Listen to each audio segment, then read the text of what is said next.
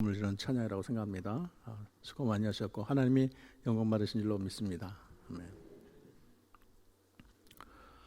기독교의 역사는 순교의 역사입니다. 예수님의 제자를 비롯한 많은 초대교회 성도들이 순교의 피를 흘렸습니다. 그리고 초대 기독교 순교자들 가운데는 돌에 맞아 죽기도 하고 또 짐승의 먹이가 되기도 하고 불에 타기도 하고 또 횃불에 꽁꽁 묶이고 또 기름을 칠해서 정원을 밝히는 그런 순교도 있습니다. 참 이 옛날에는 얼마나 고통을 많이 받은지 몰라요. 로마에 가면 카타콤이라는 지하 묘지가 있고 터키에는 이 지하 도시가 하나의 큰 피신처로 있는 그런 곳이 있습니다.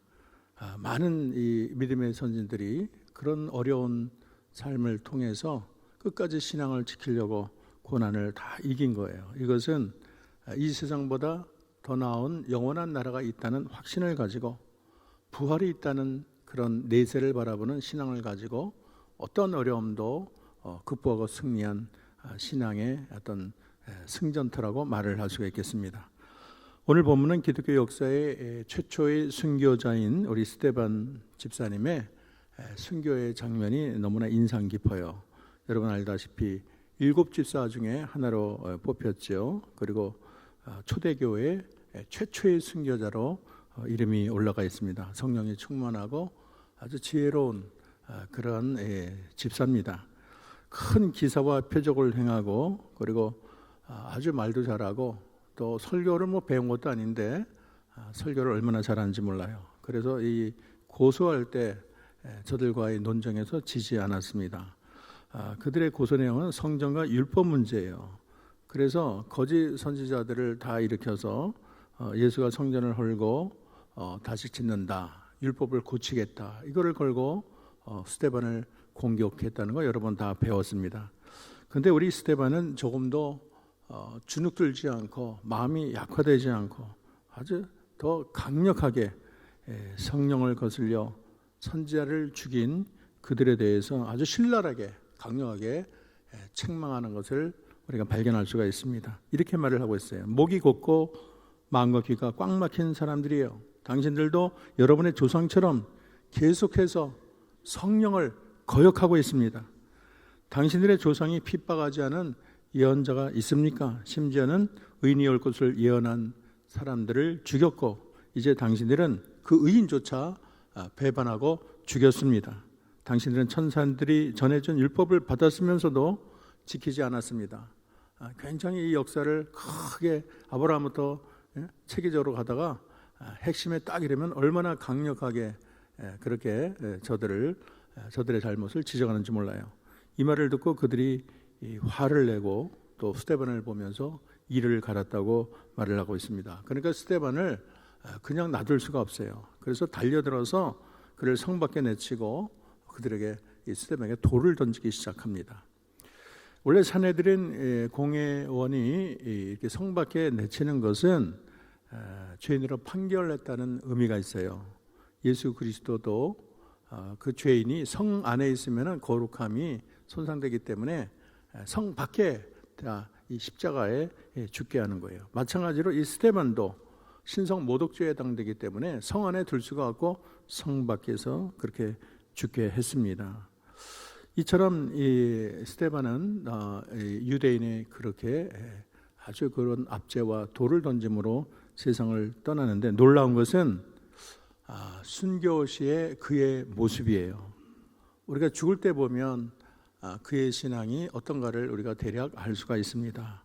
어떤 사람은 그냥 쥐 앞에 고양이 마냥 고양이 앞에 쥐 마냥 그냥 벌벌 떨면서 어쩔 줄 모르고 어디라도 숨을 것처럼 그렇게 죽음을 맞이한 자가 있고 어떤 사람은 대학 교수인데도 소리 지르고 내가 왜 죽냐 그냥 발악을 하다가 죽는 사람이 있고 이 다 세상을 떠나는 모습이 다 천차만별이에요. 근데 오늘 이 순교자인 스데반 집사의 순교는 정말 승리와 영광으로 가득 차 있습니다. 그래서 성경에서 가장 아름다운 이 죽음의 모습을 나타내고 있어요. 그래서 그의 믿음이 얼마나 훌륭하고 멋진가를 온 세상에 잘 증거했습니다. 우리는 이 스데반의 이 죽음의 모습을 보고 우리도 그의 믿음을 본받아서 우리도 순교적인 믿음으로 승리하는 저와 여러분 되기를 주의 이름으로 축원합니다. 첫째는 전에 말한 것처럼 천사 같은 얼굴을 했다고 했어요. 이 스데반의 순교의 모습은 살고 싶어서 안달을 내거나 죽음 앞에서 절망을 하거나 체념을 하거나 초조히 떠는 그런 모습이 절대 아니에요. 얼굴이 천사 같다고 사도행전 6장 15절은 말을 하고 있습니다. 참으로 아름다운 그런 모습이에요. 저들은 지금 스데반을 죽이려고 혈안이 돼 있어요. 이를 갈면서 돌을 던져요. 그런데도 그 얼굴이 조금도 흐트러지지 않고 평온을 유지하고 있습니다. 이렇게 두렵고 떨리는 자리에서, 공포의 자리에서 이 평안을 유지하는 비결이 무엇일까? 그것은 그 안에 성령이 충만하기 때문이에요. 55절 보면 스데반이 성령이 충만해서 하늘 우러러 주목하고 하나님의 영광과 예수께서 하나님 우편에 서신 것을 보고 그렇게 말을 하고 있어요.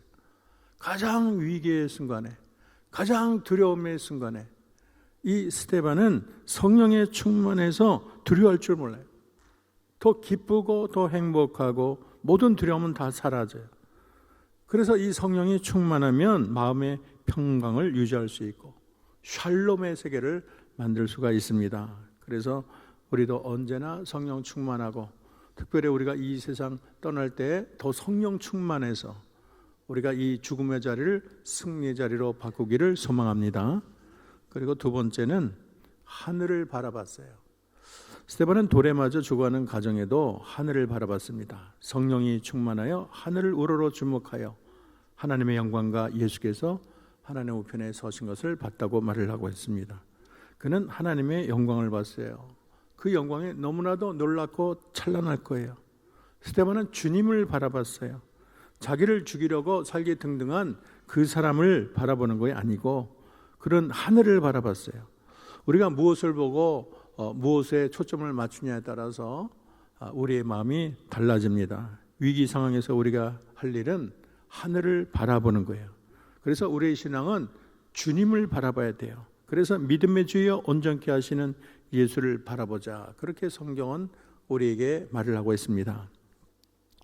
땅을 보면 실망과 좌절밖에 없어요. 그러나 하늘을 바라보면 소망이 내 마음에 넘쳐르게 됩니다. 스데반은 절제절명의 상황이지만 하늘을 보고 내가 사형 언도를 받을 것인가, 죽을 것인가, 몇 년 영혼을 받을 것인가. 그런데 연연하거나 초조하지 않았어요. 그는 오직 하늘을 바라보고 하나님을 의지했습니다. 사실 우리의 오늘의 삶이 얼마나 힘든가요? 아차 생각하면, 조금만 생각하면 수많은 그냥 걱정이 그냥 쉬지 않고 내게 몰려요. 자녀를 봐도 걱정이 되고 남편을 봐도 아내를 봐도 그리고 5년 후 10년 후 어떻게 될까 참 걱정투성이에요. 수많은 원수들이 또 사방에 널려 있어요. 이럴 때 여러분 공포로 이 세상을 보고 우리가 두려워할 것이 아니에요. 골로새서 3장 2절은 땅의 것을 생각하지 말고 위의 것을 생각하라 그렇게 말을 했습니다. 위의 것이란 건 영원한 나라, 하나님의 나라, 약속된 미래, 성령의 충만함, 하나님의 지혜, 공의 이런 것을 생각하라는 거예요. 우리가 장차 누릴 영원한 영광을 바라보라는 것입니다. 그렇게 되면 우리 마음이 어느새 평강을 누릴 수가 있습니다. 참으로 놀라운 것은 오늘 이 스데반이 본 모습이 예수님이 하나님의 우편에 서 계신다는 거예요. 놀랐어요. 놀라운 장면이. 보라 하늘이 열리고 인자가 하나님 우편에 서신 것을 보노라 그랬어요. 인자는 물론 예수 그리스도를 가리키고 있습니다. 예수님은 우리 죄를 위하여 십자가에 돌아가시고 승천하셨죠. 그래서 어디에 계시냐? 하나님 보좌 우편에 계신다고 성경은 여러 번 우리에게 말을 하고 있습니다. 예를 들어서 마태복음 26장 64절을 보면 예수께서 이르시되 내가 말하였느니라. 그러나 내가 너희에게 이르노니 이후에 인자가 권능의 우편에 앉아 있는 것과 하늘 구름을 타고 오는 것을 너희가 보리라. 그렇게 말을 했어요. 또 골로새서 3장 1절을 보면 그러므로 너희가 그리스도와 함께 다시 살리심을 받았으면 위의 것을 찾으라. 거기는 그리스도께서 하나님 우편에 앉아 계시니라. 우리가 섬기고 우리가 사모하는 예수님이 하나님의 우편에 앉아 있다고 성경은 여러 군데서 말을 하고 있습니다. 물론 우리가 사도신경을 낼 때도 하늘에 오르사 전능하신 하나님 우편에 앉아 계시다가 그렇게 우리 신앙을 고백하고 있지 않습니까? 그런데 우리 주님이 왜 우편에서 가만히 그냥 한가게 구경만 하나? 그게 아니고 우리 주님은 하나님의 우편에서 하시는 일이 있어요. 그것은 이 세상의 성도들을 위해서 중보 기도를 하고 계셔요. 거기까지는 우리가 잘 아는데 오늘 놀라운 것은 스데반이 순교할 때 그 주님의 모습이 서 계셨다는 거예요. 앉아 계시는 걸로 알고 있는데 서 계셨다는 거예요. 이 벵게일이라는 주석가는 스데반을 환영하기 위해서 일어섰다 그렇게 말을 하고 있습니다. 우리 주님은 그 순교자를 어떻게 구출할까 그것이 아니고 이 죽는 모습을 지켜보셨어요. 그냥 지켜보신 거로 끝나지 않고 일어나셨어요. 우리를 환영하기 위해서 그 자리에서 벌떡 일어나셨어요. 우리가 어떤 사람이 들어올 때 앉아서 일어선다는 것은 그 사람의 특별한 경의를 표하고 특별히 반가울 때 자리에서 일어나지 않습니까? 그래서 우리 주님이 순교하는 이 스데반에게 힘내라고 더 많은 관심을 가지고 사랑을 가지고 차마 앉아 있을 수가 없어서 우리 주님이 자리에서 일어나셨다고 그렇게 생각할 수가 있어요. 우리가 걸음마를 배우는 아기가 뒤뚱거리면 가만히 이렇게 팔짱 끼고 있지 않고 혹시나 넘어질까 봐 일어나서 가까이 가지 않습니까?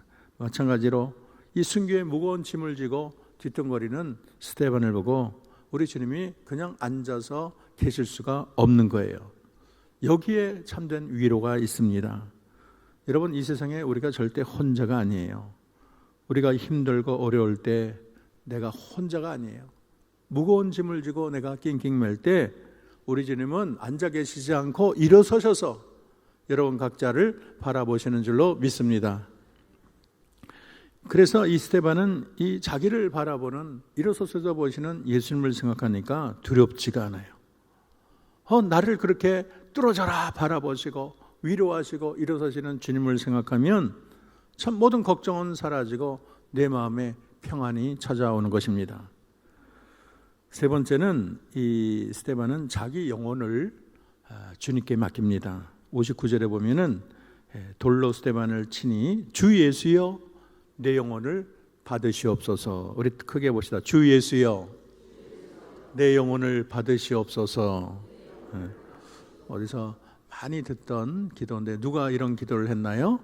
예수님이 하셨어요. 누가복음 23장 40절에 보면 십자가 달려 숨을 거두시면서 아버지여 내 영혼을 아버지 손에 의탁하나이다. 우리 예수님이 그렇게 십자가에서 기도를 하셨습니다. 차이가 있다면 예수님은 아버지 하나님께 기도했고 스데반은 예수님께 기도를 했습니다. 스데반은 자기가 지금 이 세상을 떠나도 주님이 내 영혼을 받아주리라는 확신이 있었습니다. 이것은 하나님에 대한 전적인 신뢰를 말을 하고 있어요. 자기의 생명이 끊어지는 그 순간에 예수님께 자기 생명을 의탁할 수 있는 이유는 예수님을 눈으로 봤기 때문이에요.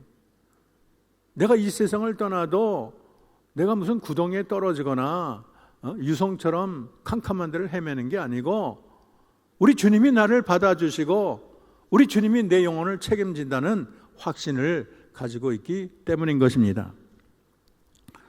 성도들에게 있어서 죽음은 집을 떠나는 게 아니고 정말로 찬란하고 영원한 아버지 품에 안기는 것, 주님 품에 안기는 것, 영원한 본향에 찾아가는 것, 그러기에 우리에게 소망이 있어요.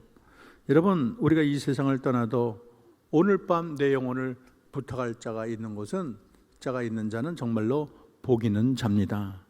여러분, 천하를 잃고도 자기 영혼이 구원받지 못하고 영원한 멸망의 세계, 캄캄한 세계에 떨어진다면 이것처럼 불쌍하고 이것처럼 눈물 나는 일이 어디 있겠습니까?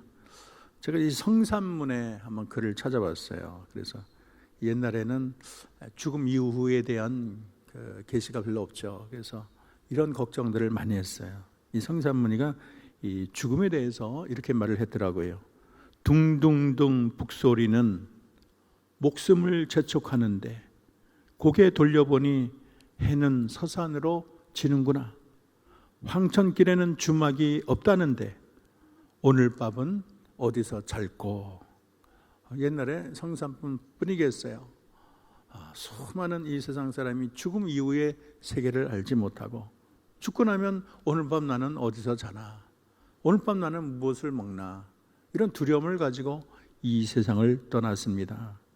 사실 우리 인간이 여기서 뭐 천년 만년 사는 것도 아니고 다들 무슨 70, 80 다 세상을 다 떠나지 않습니까? 실핏줄 하나만 터져도 우리가 세상을 떠나고, 암에 걸려도 세상을 떠나고, 모기에 잘못 물려도 떠나고, 요즘에는 뭐 신종 코로나 바이러스 걸려도 많은 사람이 세상을 떠납니다. 우리는 질그릇 가져서 아차하면 부서지는 그런 인생이에요. 우리가 육신의 장막이 무너져 내릴 때 영원한 나라가 준비되어 있다는 사실, 우리가 이 세상을 떠날 때 하나님의 우편에 주님께서 일어나셔서 나를 바라보시고 하늘의 천군 천사가 나를 할렐루야로 맞이한다는 생각을 하게 되면 이 세상은 정말로 우리에게 큰 평안과 기쁨을 주는 것입니다. 네 번째는 이 죄를 저들에게 돌리지 마옵소서, 그렇게 기도를 했어요.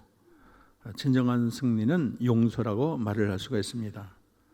진정한 승리는 원수들을 많이 박살내서 승리하는 것이 아니고, 진정한 승리는 사랑과 용서로 모든 사람을 이기는 것, 모든 사람을 품는 것이 우리의 진정한 승리라고 말을 할 수가 있겠어요. 스데반을 봤더니 이렇게 말합니다. 60절에 무릎을 꿇고 크게 불러 이르되 주여 이 죄를 그들에게 돌리지 마옵소서, 이 말을 하고 자니라, 그렇게 말을 했어요. 예수님처럼 그렇게 기도를 했어요. 예수님도 십자가에서 누가복음에 보면 예수께서 이르시되 아버지여 저들을 사하여 주옵소서, 자들이 하는 것을 알지 못함이니이다, 그렇게 자기를 죽이려고 하던 저들을 위해서 우리 주님이 용서의 큰 기도를 하신 것을 우리는 기억하고 있습니다. 그러니까 이 스데반은 원수를 용서할 수 있는 예수님의 마음, 예수님의 심장을 가지고 있다고 말을 할 수가 있겠어요. 그것도 보통 사람이 아니고 자기를 죽이고 돌을 던지고 그냥 이리처럼 달겨드는 그들을 향해서 용서해달라고 말을 하고 있습니다. 우리는 작은 손해도 용서할 줄 모르고 한 번 틀어지면 한 달, 두 달, 어떤 데는 1년, 2년 그렇게 원수가 돼서 등을 돌리는 경우가 얼마나 많습니까? 그러나 스데반은 자기 생명을 찾는 자까지도 용서하는 너그러운 마음을 가졌습니다. 사랑으로 한없는 용서로 원수를 품는 스데반이 진정한 승리자라고 말할 수 있겠습니다. 베드로전서 3장 9절은 악을 악으로 욕을 욕으로 갚지 말고 도리어 복을 빌라. 이를 위하여 너희가 부르심을 받았나니 이는 복을 이어받게 하려 하심이라, 그렇게 말을 했어요. 아마 스데반이 그 자리에서 저주를 퍼붓고 욕을 해대고 그러면 아마 그의 이름이 성경책에 기록되지 않을 수도 있겠어요. 그러나 그는 용서했기 때문에 그의 이 세상의 마지막을 더 멋있게, 더 찬란하게 우리 주님의 기쁨이 되는 이 세상의 마지막을 맞이할 수가 있었습니다. 그러면 마지막으로 순교의 의미에 대해서 잠깐 살펴보겠습니다. 스데반은 교회 역사의 첫 번째 순교자가 되었습니다. 그 결과는 어떨까요? 초대 교부인 터툴리안은 순교자들의 피는 교회의 씨다, 그렇게 말을 했어요.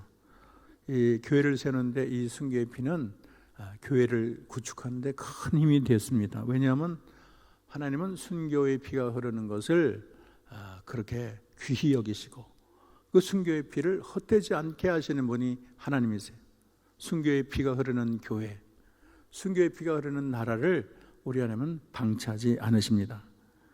사도행전 8장 1절에 봤더니 사울은 그가 죽임당함을 마땅히 여기더라. 그날에 예루살렘에 있는 교회에 큰 박해가 있어 사다 외에 유대와 사마리아 모든 땅으로 흩어지니라 말을 하고 했어요.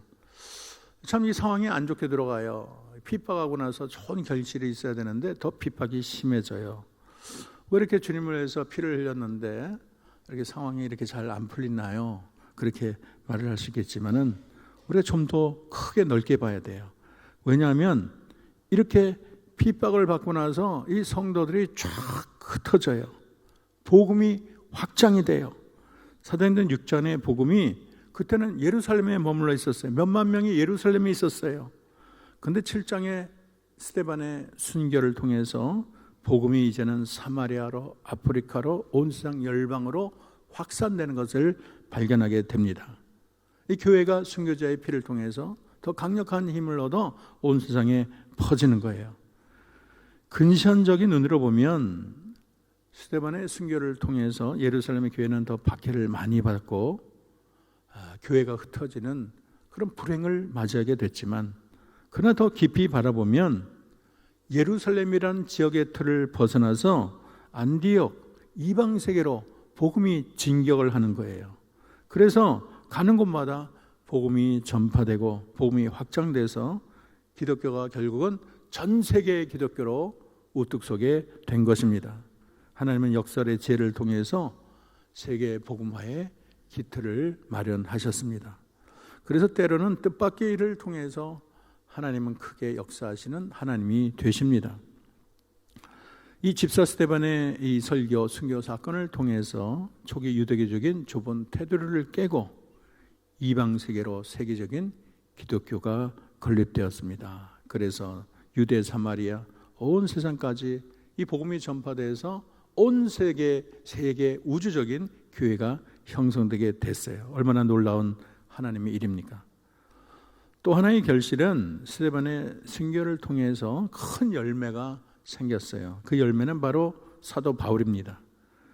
하나님이 사도 바울을, 사울을 거꾸로 들여가지고 바울로 만들었어요. 이 스데반의 죽음을 가장 가까이 본 사람이 바로 사울입니다. 아마 피를 철철 흘리면서도 저들을 용서하소서, 하나님 보좌 우편에 서 계신 예수님을 본다는 말을 이 바울이 들었습니다. 그래서 아마 정말로 저 안에는 뭐가 있다, 저 안에는 정말 놀라운 세계가 있다는 확신을 가졌을 것입니다.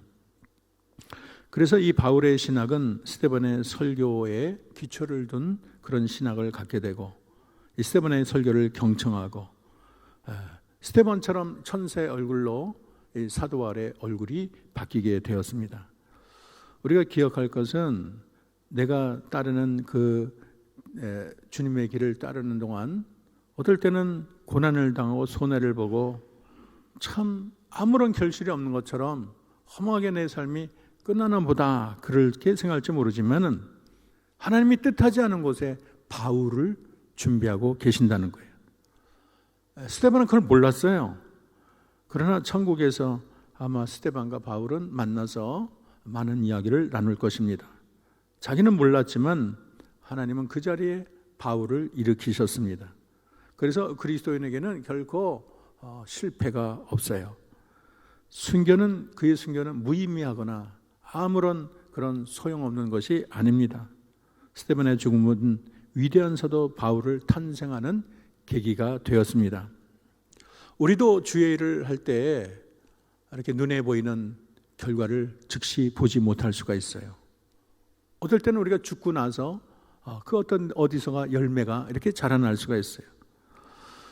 우리가 이 세상에 손해를 본 것처럼, 내 삶에 의미가 없는 것처럼, 내가 주를 위해서 그렇게 열심을 내고 몇십 년 씨앗을 뿌리고 했는데 아무런 결과가 없구나, 그렇게 생각할 줄 모르지만 여러분, 절대 그러지 않아요. 내가 모르는 곳에, 정말 예기치 못한 곳에 하나님은 수많은 열매를 지금 거두고 계시는 것입니다. 마지막으로 우리가 생각할 것은, 왜 스데반이 돌에 맞아 죽는 것을 보고 하나님은 왜 구경만 하셨나? 스데반처럼 이렇게 열심히 있고 그렇게 복음도 잘 전하고 그런 사람을 바울처럼 하나님이 들어 쓰셔서 온 세상에 복음을 증거자로 삼으시지. 아니, 베드로도 감옥에서 꺼내고 발과 신라의 감옥도 그 열리게 하시는 그런 하나님인데 왜 이 스데반을 그렇게 죽게 했나? 얼마나 큰 낭비인가? 하나님이 큰 실수를 하셨다. 우리는 그렇게 생각할지 모르겠어요. 그러나 분명한 것은 하나님은 실수가 없으십니다. 왜냐하면 천국에서 가장 큰 상이 순교자의 상이라는 것을 우리는 알아야 합니다. 하나님은 스데반을 하늘에 올려서 가장 영광스러운 자리에 그를 앉히기를 원하셨습니다. 예수님께서 자기를 증언하다 죽는 자의 영광이 뭔지를 알기 때문에 그에게는 그런 사명을 줬어요. 순교도 사명이라고 말을 할 수가 있습니다. 그리고 더 놀라운 것은 이 스테반이라는 이름이 헬라어로 스테파누스인데 왕관이라는 뜻이에요. 그의 부모님이 아마 왕관을 쓰는 삶을 살라고 그에게 이 스테반이라는 이름을 지어준 걸로 생각을 합니다. 그런 이 세상에서는 그렇게 왕관을 썼다고 볼 수가 없어요. 복음을 전하다가 돌에 맞아 죽었으니까. 그러나 그는 분명히 하늘나라에서 크고 놀라운 왕관을 쓴 줄로 믿습니다. 이 스데반의 순교 역사를 시작으로 해서 복음이 전해지는 곳마다 교회가 일어서고 순교의 역사가 계속 나타났습니다. 초대교회 많은 사도들이 순교를 하고, 특별히 초대교회 감독이던 이그나티우스라는 사람이 AD 107년에 로마 제국에서 순교를 당했습니다. 그는 순교의 자리로 나아가면서 7개의 편지를 썼어요. 편지 내용은 한결같아요.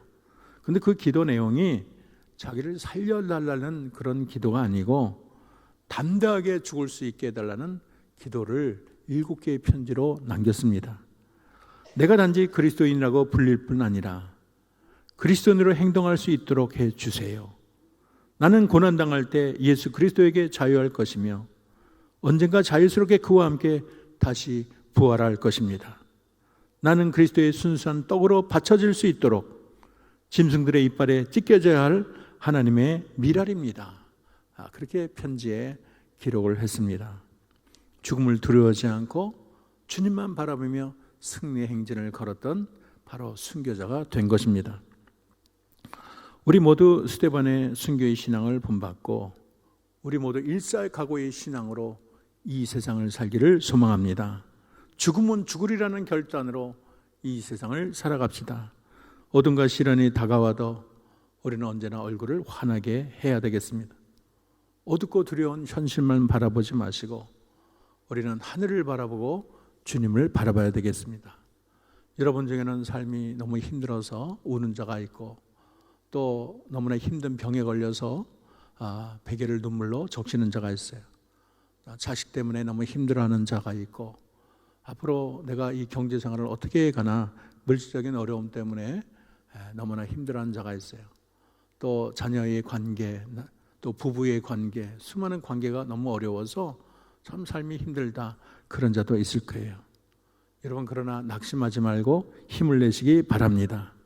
내가 힘들고 눈물을 흘릴 때 우리 하나님 보좌 우편에서 일어서셔서 나를 바라보시고 격려한다는 사실을 우리는 결코 잊어서는 안 되겠습니다. 우리가 그 주님을 바라본다면 어떤 상황에서도 우리는 용기를 내고 얼굴을 환하게 빛낼 수가 있습니다. 우리 주님께 우리의 모든 삶을 맡깁시다. 나의 미래도 맡기고 내 남편도 내 아내도 여러분의 자녀도 다 하나님께 맡기시고 결국 우리의 영혼도 하나님께 맡깁시다. 하나님이 다 알아서 해 주실 줄로 믿습니다. 여러분을 그냥 방치하지 아니하시고 가장 좋은 은혜의 길로, 가장 축복의 길로, 영광의 길로 여러분 각자를 인도하실 줄로 믿습니다. 어떤 시련과 핍박이 와도 결코 주를 부인하지 마시고 내 생명조차 주님을 위해서 바칠 수 있는 준비를 합시다. 우리 모두 순교자적인 영성으로 승리하는 저와 여러분 되기를 주의 이름으로 축원합니다. 이 시간 우리 다 같이 통성 기도하겠습니다. 하나님, 세상이 힘들고 어렵습니다.